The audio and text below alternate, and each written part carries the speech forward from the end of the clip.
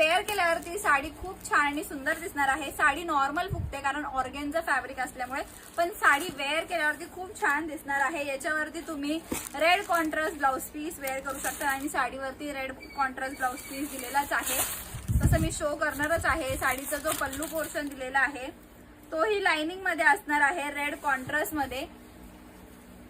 Red contrast लाइनिंगचा पल्लू असणार आहे आणि ब्लाउज पीस जो दिलेला आहे तोही प्लेन रेड कॉन्ट्रास्ट मध्ये असणार आहे।